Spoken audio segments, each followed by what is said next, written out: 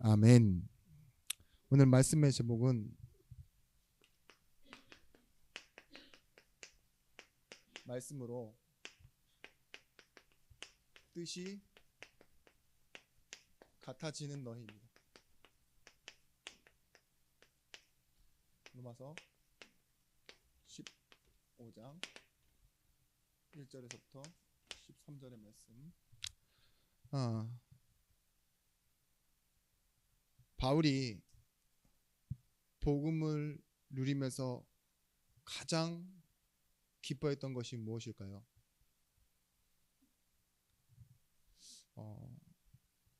오늘 이 로마서 15장을 보면 거의 이제 16장까지 있는 말씀의 하반부인데 부탁을 해요.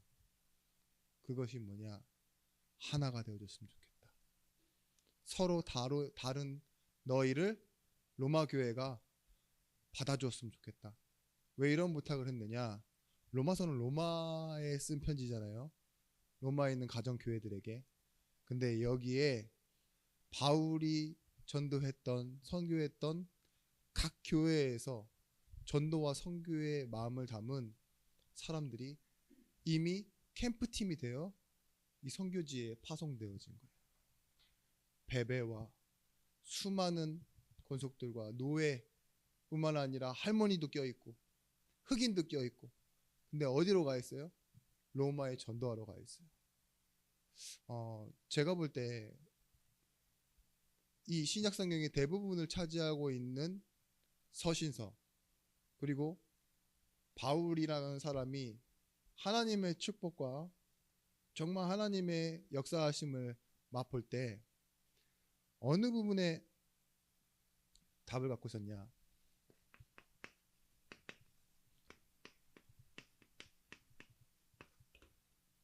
교회 안에서의 성도와 교회, 이 관계, 그리고 말씀으로 소통하는 것 있죠. 이걸 가장 큰 기쁨으로 보고 있었습니다. 이것 때문에 핍박도 받고, 이걸 위해서 감수하고, 이것을 위해서 시간을 쓰고 멀리 이동할 수 있었어요. 여러분, 이것을 이해하실 수 있겠습니까?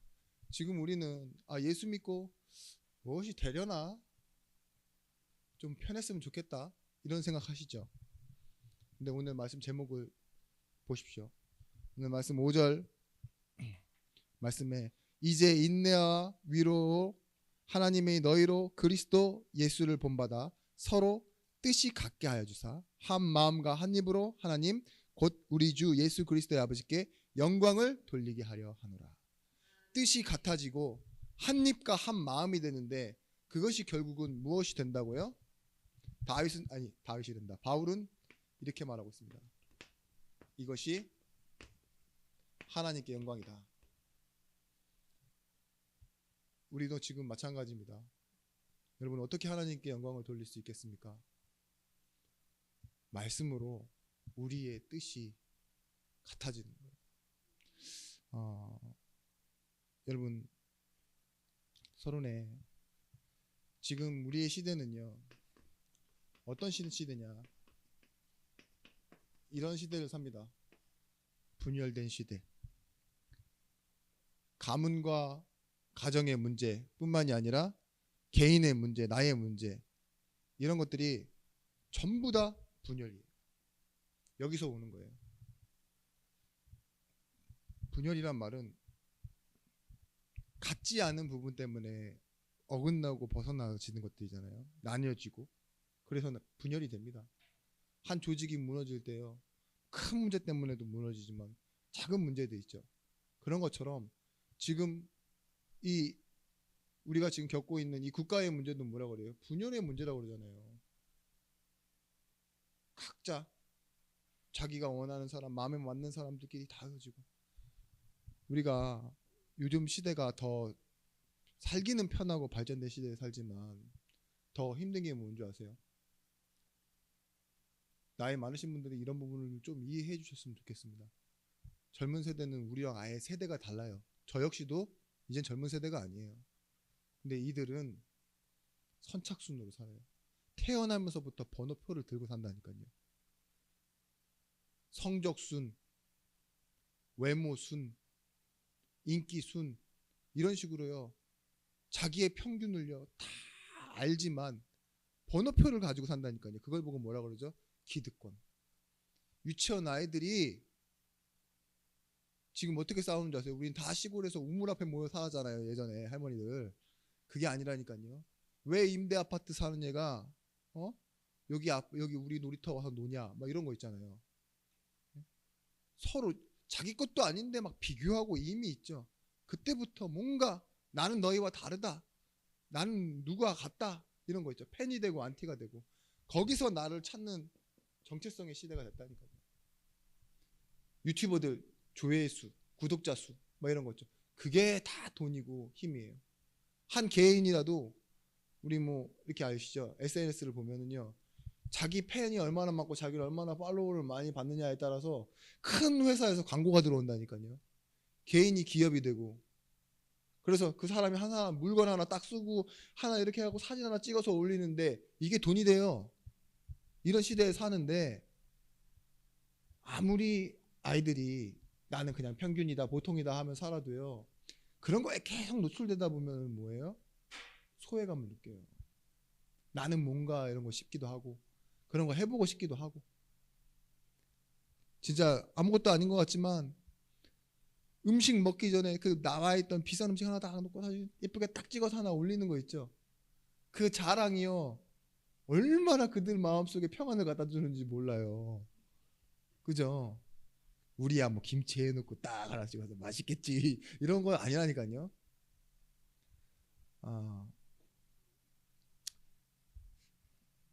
우리가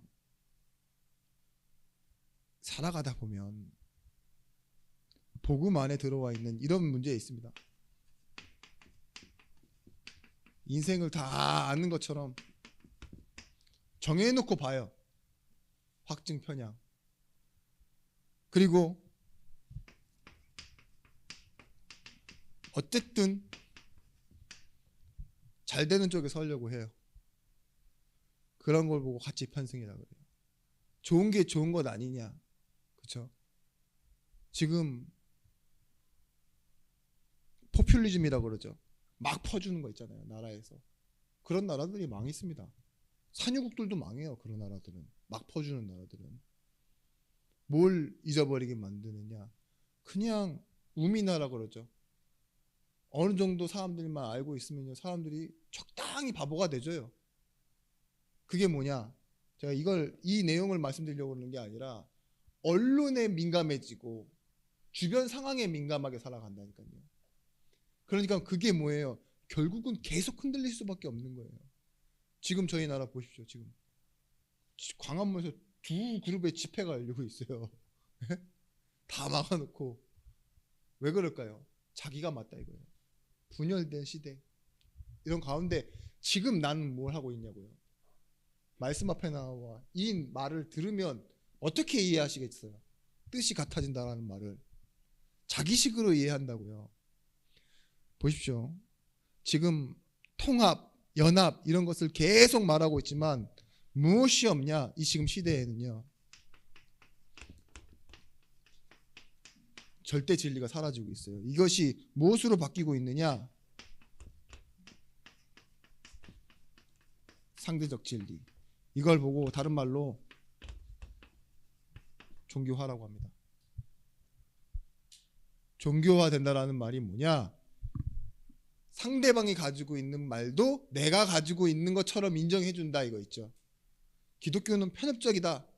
자기네밖에 모른다. 오직이라고 말한다. 그런 식으로 얘기해요. 그래서 하나 되어지기 위해서는 뭐라 그래요? 상대방도 인정해 줘야 된다. 그러면 절대 답은 없는 거예요. 이게 맞는 말입니까?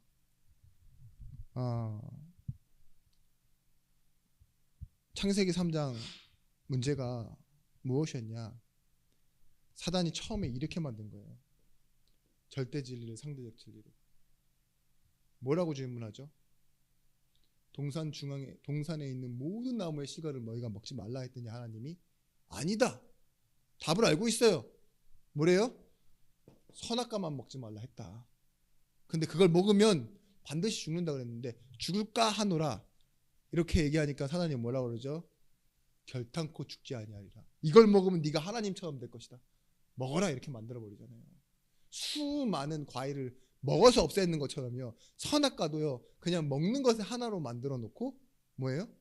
손도 대지 말라 그랬는데 그걸 어떻게 해요? 먹기까지 하고 눈이 밝아져서 저희가 하나님처럼 될 줄 알았다 했잖아요. 보세요. 지금 뭐냐? 우리가 정말 복음을 모르면 어떤 문제가 일어나느냐? 무엇이든지 내게 답이 될 수 있어요. 오직이 없다라는 건 내게 오직이라는 이런 답이 없다라는 건 무엇이든지 답이 될 수 있는 상태예요. 그걸 보고 뭐라 그러죠? 혼돈. 자, 여러분 사단은 이간자요, 분리시키는 자요, 넘어뜨리는 자면서도 결과적으로는 뭐냐? 하나 되어짐을 깨트리는 자라는 뜻이에요. 우리가 어떻게 하면 세상을 이길 수 있겠습니까? 한번 여러분 고민해 보십시오. 내가 잘 믿어서 믿음으로 승리하는 거 아니에요. 이겁니다. 지금 내가 예수를 믿는데 교회에 왜 와야 되는지 출석하는 이유 말하는 겁니다. 여기에 바른 답을 내셔야 돼요.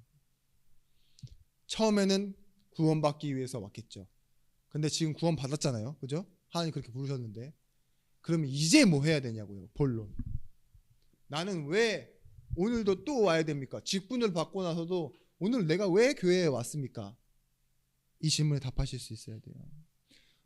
예수 믿는 것에 대해서는 더 할 말이 없겠지만요. 사람들은요.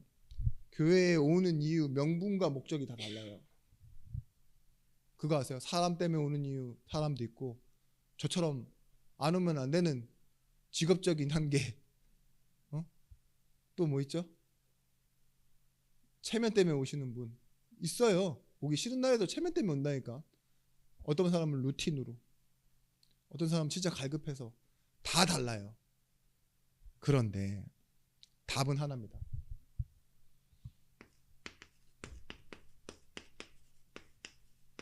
하나님이요. 교회로 성도들을 모아놓으신 이유는요. 하나됨을 위해서 모아놓으신 거예요. 내가 집에서 아까 전에도 1부 때 말씀드렸지만 집에서 말씀 듣고 은혜 받으면 되죠. 뭐 헌금 계좌로 보내면 되죠. 몰라서 그렇습니다. 교회에 와야 되는 이유, 본론적인 이유를 몰라서 그래요. 바울이 깨달은 복음은 이렇습니다. 분명히 바울은 소망하는 게 있는데 바울이 전도를 하고 나서도 그 교회를 떠날 수 있었던 이유가 뭔지 아십니까? 하나님은요 성도를 통해 일하신다는 걸 알았어요. 소망. 그래서 전도와 선교가 가능한 겁니다.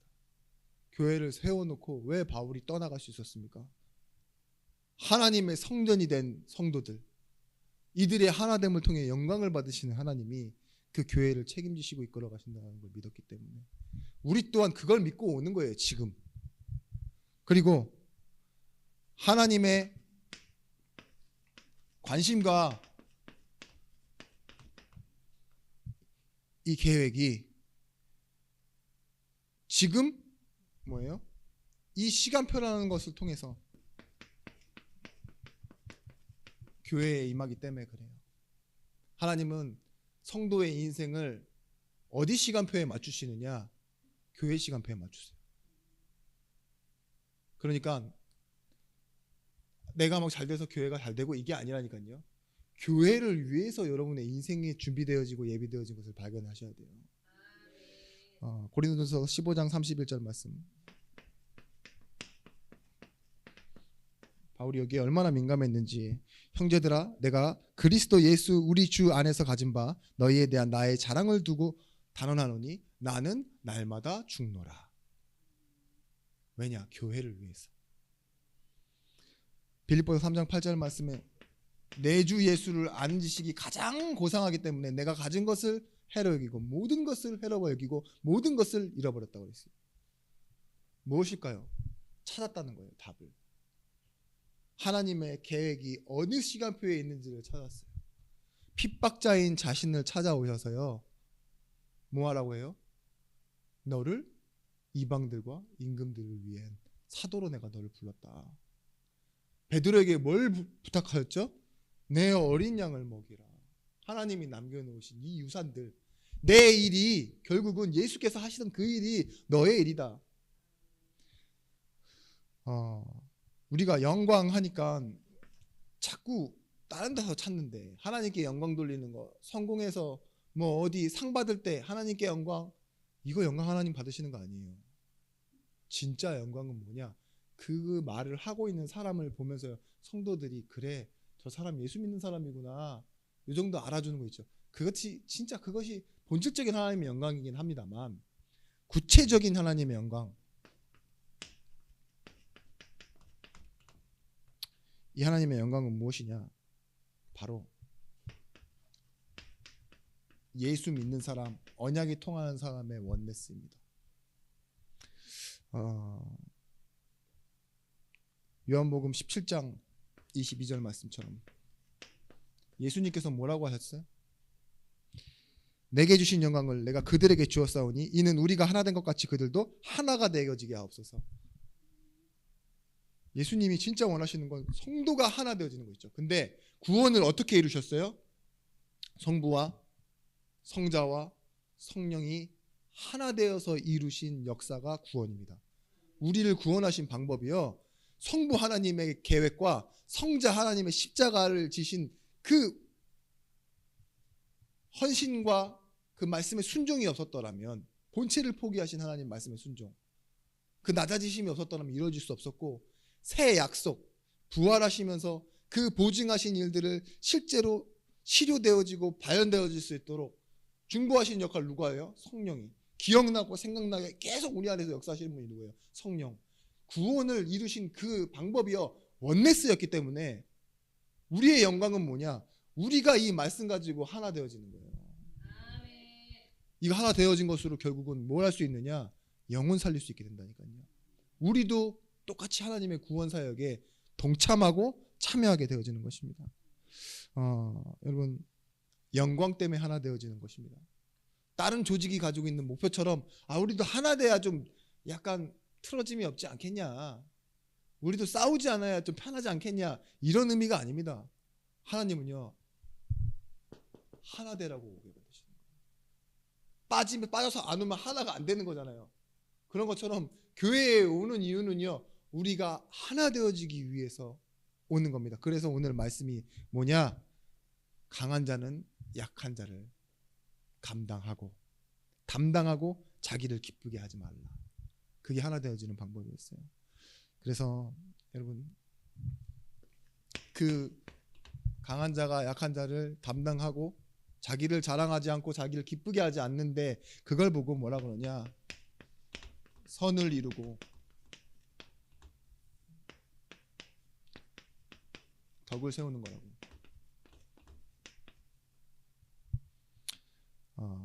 믿음이 강한 우리는 마땅히 믿음이 약한 자의 약점을 담당하고 자기를 기쁘지게 아니할 것이라. 우리 각 사람이 이웃을 기쁘게 하되 선을 이루고 덕을 세우도록 할지니라. 여기서 여보세요라고 할 뻔했네. 여기서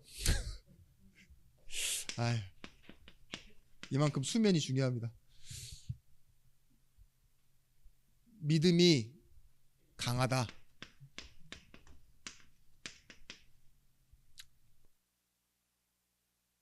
뭐냐?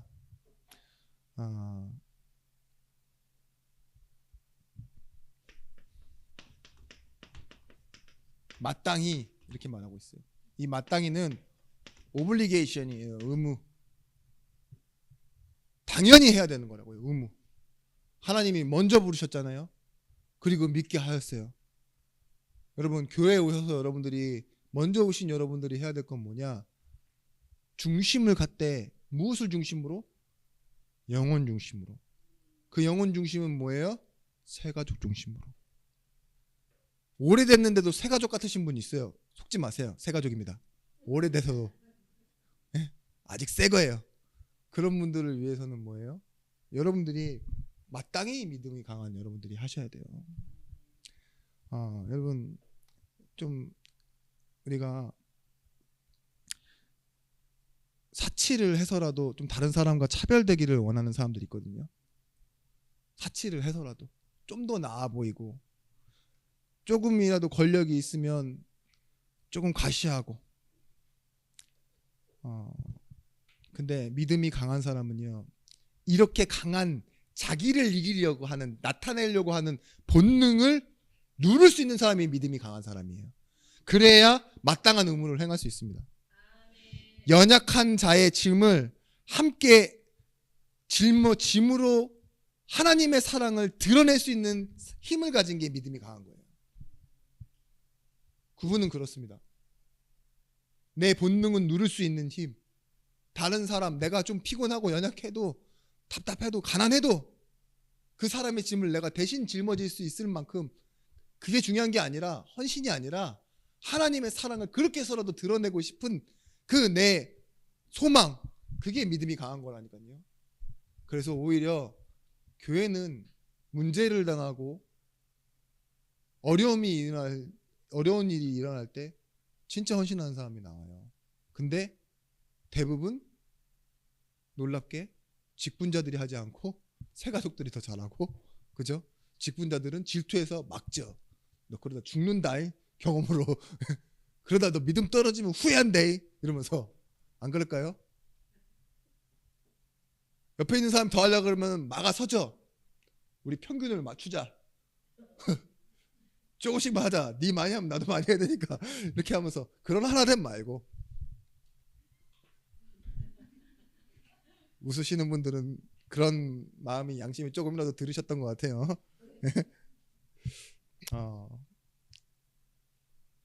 오늘 3절 말씀, 그리스도께서도 자기를 기쁘게 하지 아니하셨고 기록된 바 주를 비방하는 자들의 비방이 내게 미쳤다 함과 같다 이랬어요. 무엇이든지 전에 기록된 바는 우리 교훈을 위하여 기록된 바니 우리로 하여금 인내로 성경의 위로의 소망을 가지게 하려 합니다. 비난을 받을 수 있어요. 근데 이 비난을 받는 앞에서요, 우리는 뭘 받느냐?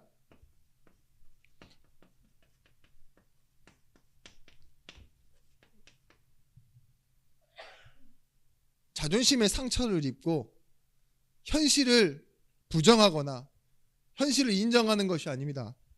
비난 속에서 말씀의 교훈을 받는데요, 우리가 진짜이구나를 확인하고 오히려 이것 때문에 더 상처받는 사람들을 보호하는 거죠. 믿음이 강하니까. 믿음이 없는 사람들은 흔들릴 거 아니에요. 근데 말씀의 교훈을 받고 이 말씀의 시간표를 따라갈 수 있도록 돕는 역할을 하는 겁니다. 복음 전하다 보면 이단이라는 말도 듣고 사입이라는 말도 듣고 예수에 미쳤다는 소문 듣고, 꼭 잘 믿네라고 얘기 안 하고 삶은 망가진 것들이 그런 식으로 얘기한다니까요. 그런 비난 안 받아봐요? 뭐 직분자들 다 얘기하잖아요. 엄마가 뭐 교회에서는 그렇다면서 집에서는 꼬라지가 뭐 이렇게 하잖아요. 그럼 뭐예요, 여러분? 바로 현실을 인정하죠. 그렇지 이러면서. 그러시면 안 돼요. 바로 뒤통수 해도 되고 허밍음으로 사단아 물러가라 하셔야 돼요. 사단아 물러가라. 들으면 기분 나빠하니까 사단아 물러가라 이렇게 딱 하시고. 옛날 사모님, 지금은 안 하시는데 밥하고 나서 옛날에 들었던 간증을 들어서 그래요. 어디 부흥회 갔다가 꼭 밥을 푸실 때 한번 밥을 솎아야 되긴 하더라고요. 가만 놔두면 떡밥되니까 꼭 십자가를 그려요. 흑암이 무너질 줄 알고. 밥 뚜껑 딱 열자마자 압력밥솥인데 딱 열고 나서 김이 모락모락 나는데 그 손을, 뜨거운 손을 넣고 십자가 다 그리고. 근데 나중에 가서 보니까요, 기분이 별로 안 좋을 때도 막 이렇더라고요. 웃으면서 하겠다. 승질로. 모세가 반석을 2번 치듯이 있잖아요. 말씀으로 하라 그랬는데. 그래요. 믿음이 약한 우리는 그렇게 삽니다. 보십시오. 야고보서 3장 15절에서부터 16절에 여러분 세상을 바꾼 선교의 역사가 선을 이루고 덕을 세우는 일이었습니다. 만일 형제나 자매가 헐벗고 일용할 양식이 없는데 너희 중에 누구든지 그에게 평안히 가라, 덥게 하라, 배부르게 하라 하며 그 몸에 쓸 것을 주지 않으면 무슨 유익이 있으리요. 말만 하지 말라 이 소리예요. 헐벗고 일용할 양식 먹을 것도 없는데 평안하십시오, 따뜻하십시오, 배부르십시오, 아무 의미 없어요. 교회가 그런 곳입니다. 말만 해서는 아무것도 증명되지 않는 것. 믿음인데 말만, 입만 믿음이신 분이 있어요. 얼굴만 믿음이신 분이 있다니까요. 막 웃으면서 괜찮아 하면서 하나도 괜찮지 않게 말하면서. 여러분, 제가 여러분이 정말 바라지 않는 설교를 지금 하고 있죠? 알고 있습니다. 근데 좀 여러분이 잘 생각해 보셨으면 좋겠어요. 하나님이 원하시는 것이 무엇이지? 한 분만 잠깐 짧게 설명드릴게요. 조선을 사랑한 선교사, 캐나다의 선교사님인데 이름이 스코필드라는 분입니다. 근데 이분이 20살 때 소아마비를 겪어요. 그래가지고 왼팔과 오른쪽 다리를 절면서 근데 이때부터 지팡이에 의지해서 평생을 살아가게 됩니다. 근데 세계 1차 대전이 일어나니까 자기는 장애인이니까 전쟁을 못 나가잖아요. 근데 이분 마음에 어떤 생각이 들었냐면 나는 선교를 해야 되겠다. 진짜 그냥 총알이 빗발치는 전쟁터는 못 나가더라도 그만큼 치열한 어떤 한 나라에 가서 내가 영적인 전투를 하며 살겠다. 그런 마음으로 살았나 봐요. 그때 이제 세브란스를 설립하고 있었던 그 에비슨이라는 선교사님이 한국에서 콜을 한 거죠. 와달라. 그때 한국에 처음 들어오시게 되는데 그때가 1516년입니다. 일제강점기에 있을 때. 그리고 1년 만에 한국의 시험에 합격하고 이름을 무엇으로 지었냐?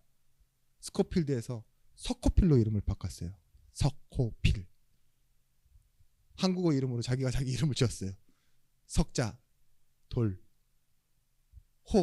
호랑이 같은, 필, 굳은 의지. 그러니까 호랑이 같이 있고 돌 같은 굳은 의지로 승리하겠다 이런 의미였나 봐요. 그러니까 스코필드나 석호필이나 이름 비슷하니까 그렇게 지어놨나 본데 그렇게 짓고 1919년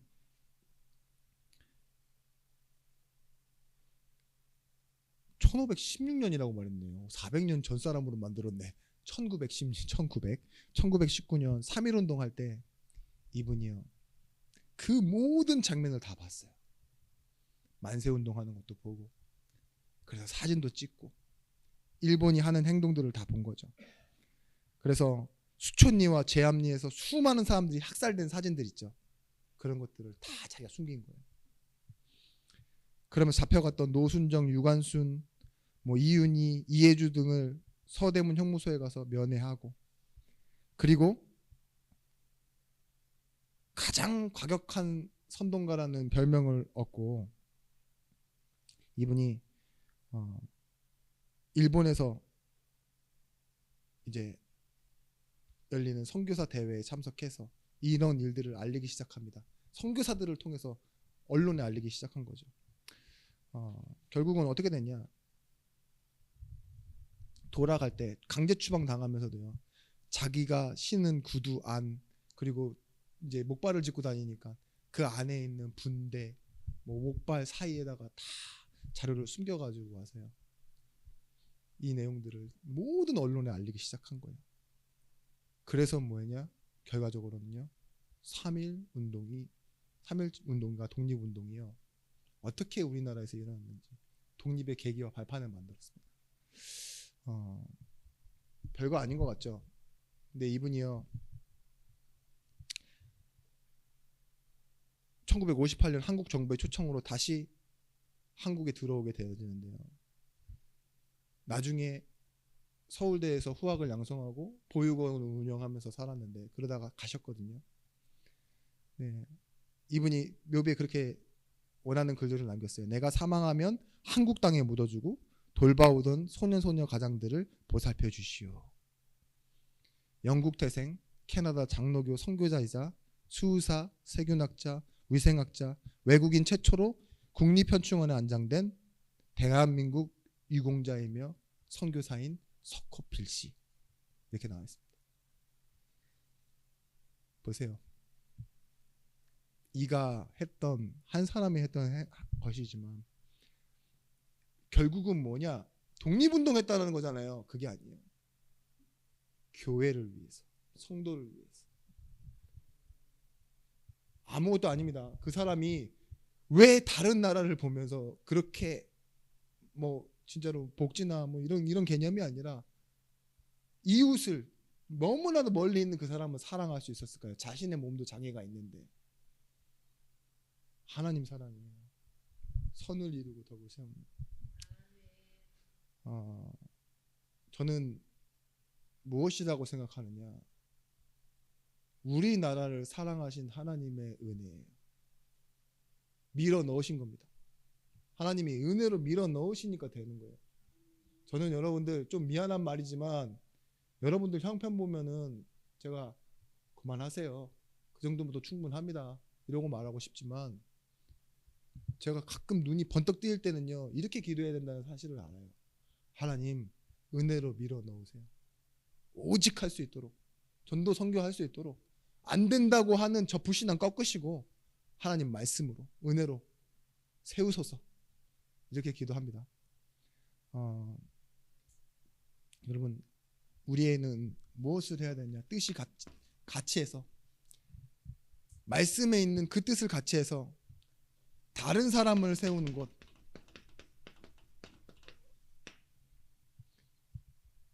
이 세우는 모든 것에 여러분들이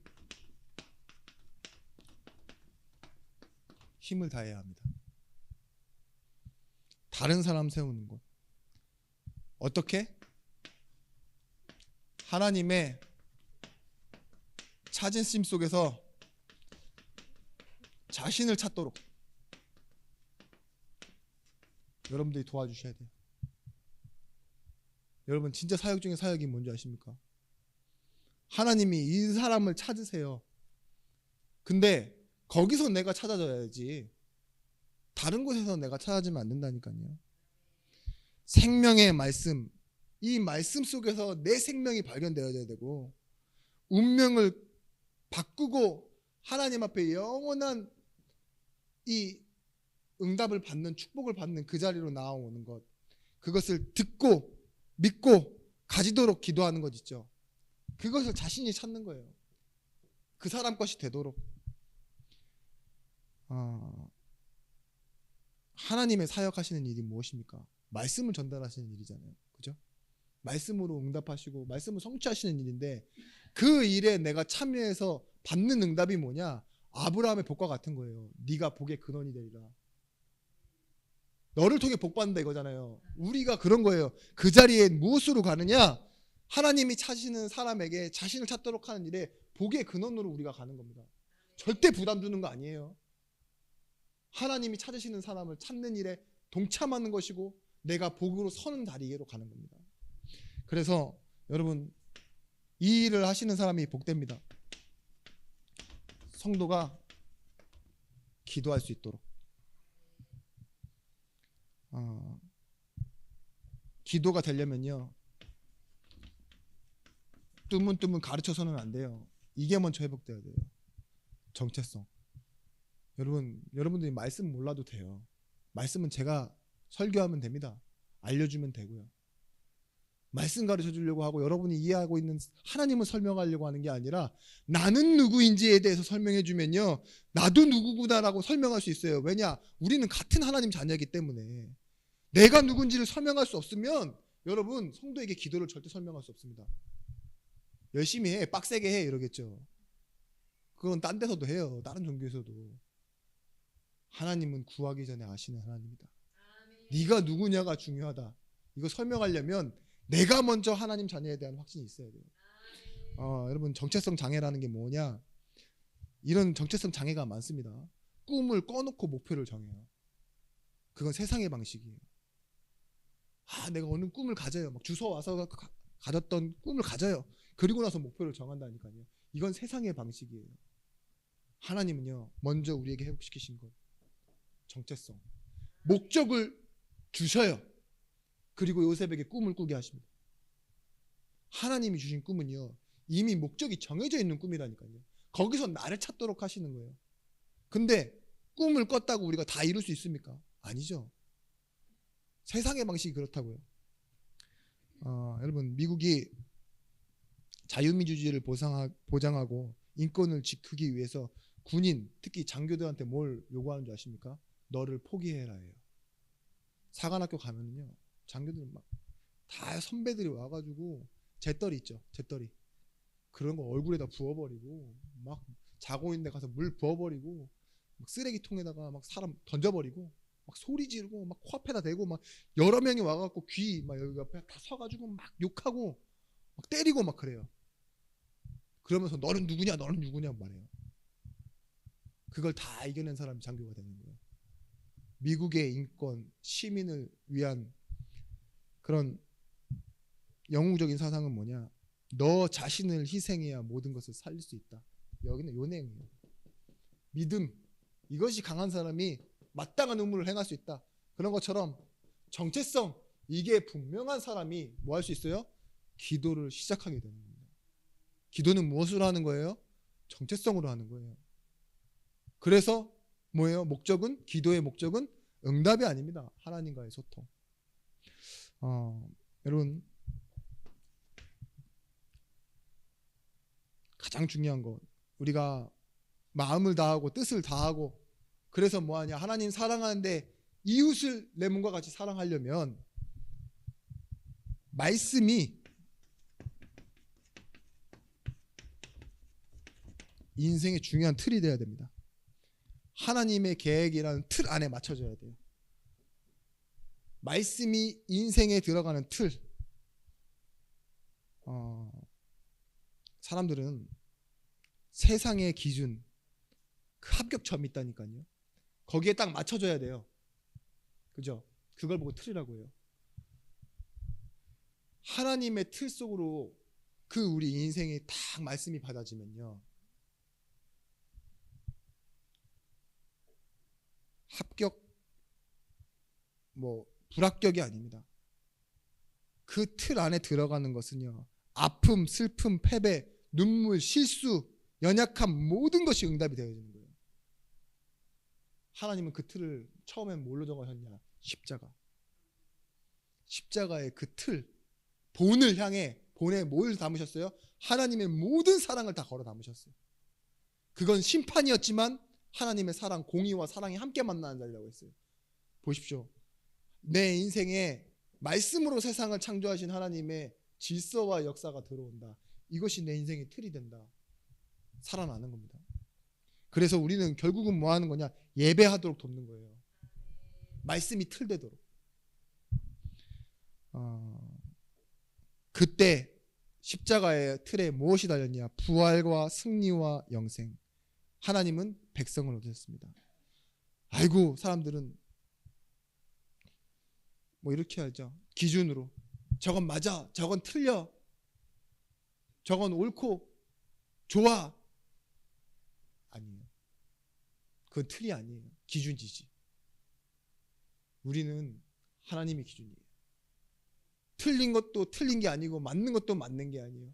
오직 십자가를 바라보는데요, 나 같은 죄인 살리신 주 은혜 놀라워가 나와시는 겁니다. 그와 같이 틀린 사람을 하나님은요, 맞게 만드는 게 아니라 살리십니다.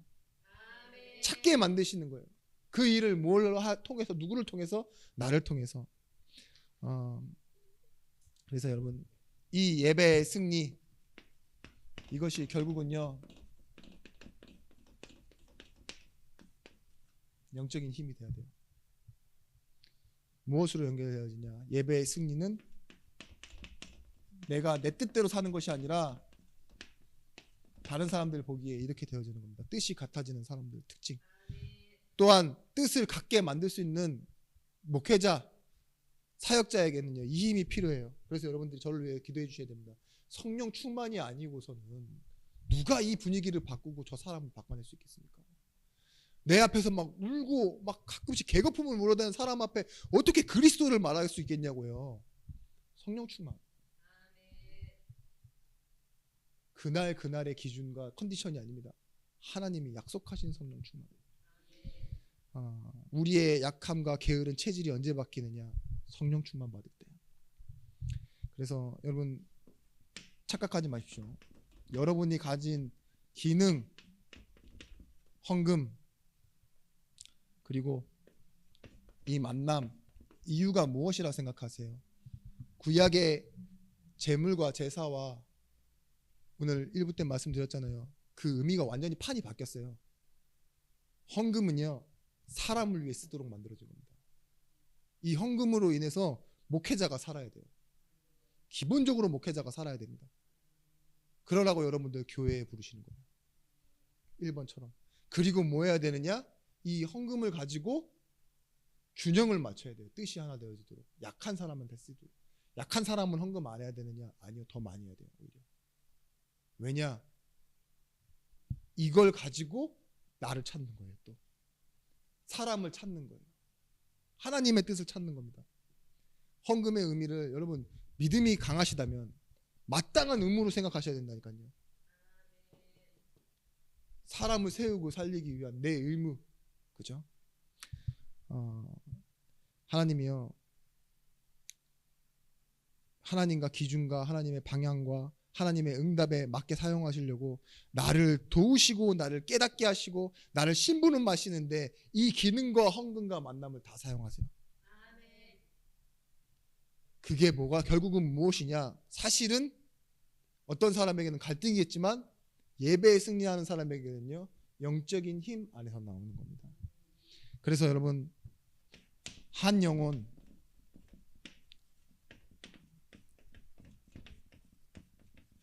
한 장소일지라도요, 여러분이 말씀 성취를 담아낼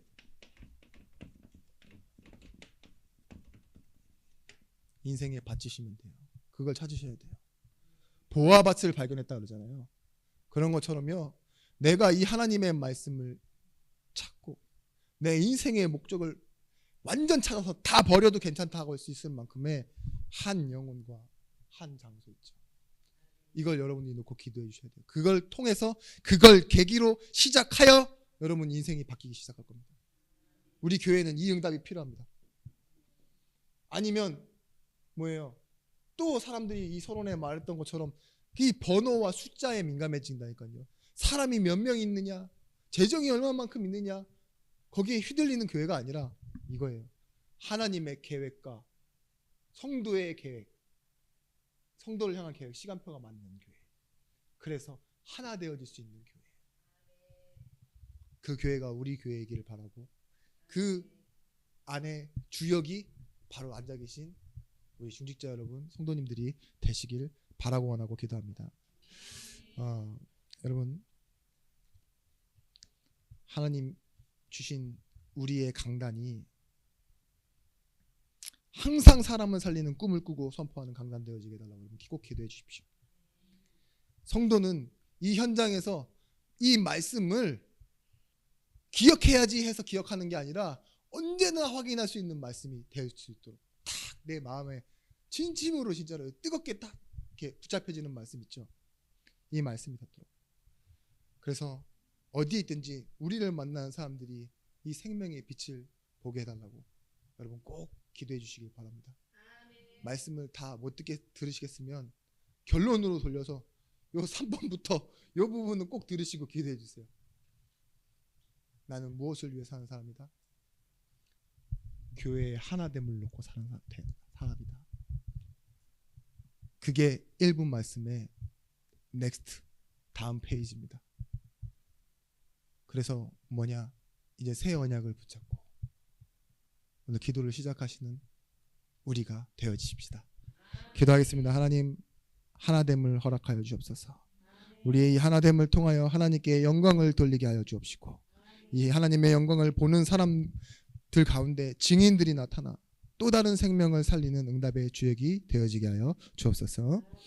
이제는 만왕의 왕이 되신 예수 그리스도의 크신 은혜와 독생자를 주신 하나님의 사랑과 성령 하나님의 감동 내주의로 충만 교통하심의 은총이 말씀 가지고 현장으로 가는 모든 제자들 머리 위에, 이들의 관계된 현장과 일터 위에 이제부터 영원토록 함께 있을지어다.